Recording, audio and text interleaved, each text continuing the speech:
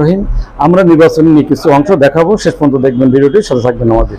অনেক জল্পনা কল্পনা আর হামলা ভাঙচুর ও বিক্ষিপ্ত সংঘর্ষের মধ্যে দিয়ে শেষ হয়েছে ভারতের জাতীয় পার্লামেন্ট নির্বাচন। চলছে জয় পরাজয়ের হিসাব নিকাশ।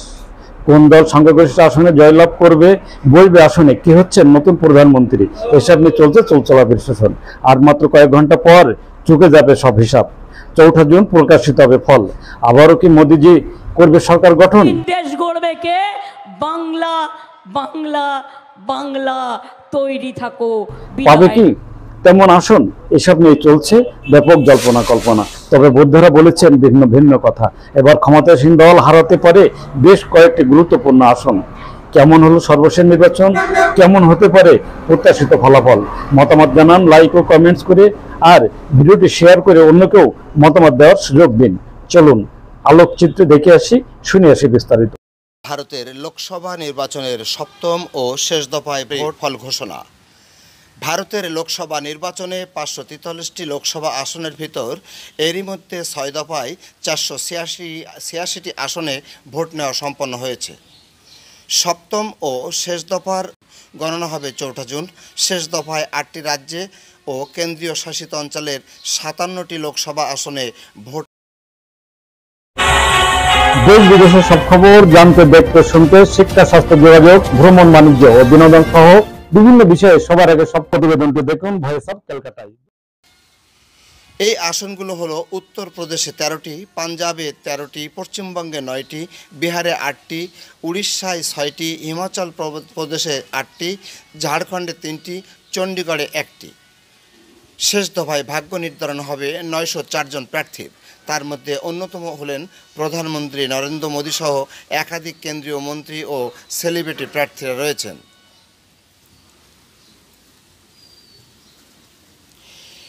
এই নির্বাচনের শেষ প্রচার অভিযান ছিল শুক্রবার মধ্যরাত পর্যন্ত।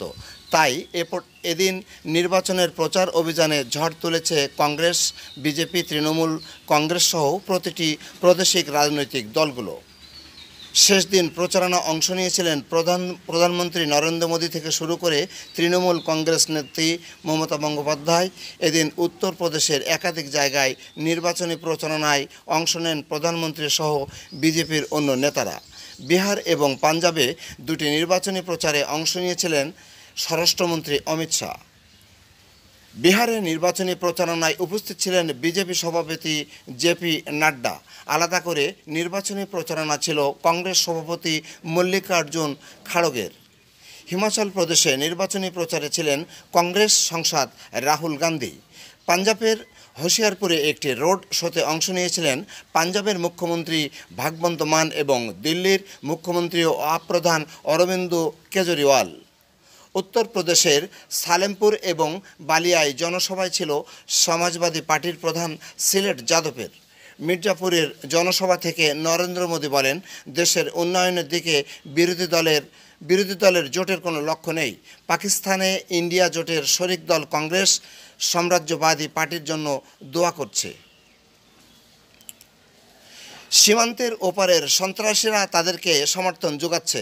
অন্যদিকে হিমাচলের নির্বাচনী সভা থেকে আদানি ইস্যুতে বিজেপিকে একহাত নিয়েছেন রাহুল গান্ধী। তার বক্তব্য, প্রধানমন্ত্রী হিসাবে মোদী শপথ নিলেই আদানিদের শেয়ারের দাম বৃদ্ধি পায়।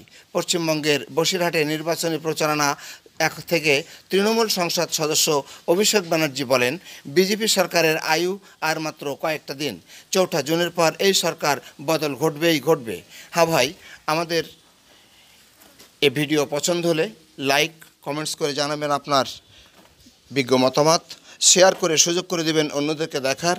আর আমাদের চ্যানেলে আপনি নতুন হলে সাবস্ক্রাইব করে নিন এখনই। ধন্যবাদ সবাইকে। দেশ বিদেশের সব খবর জানতে, দেখতে, শুনতে, শিক্ষা, স্বাস্থ্য, যোগাযোগ, ভ্রমণ, বাণিজ্য ও বিনোদন সহ বিভিন্ন বিষয়ে সবার আগে সব প্রতিবেদনটি দেখুন ভয়েস অফ ক্যালকাটায়।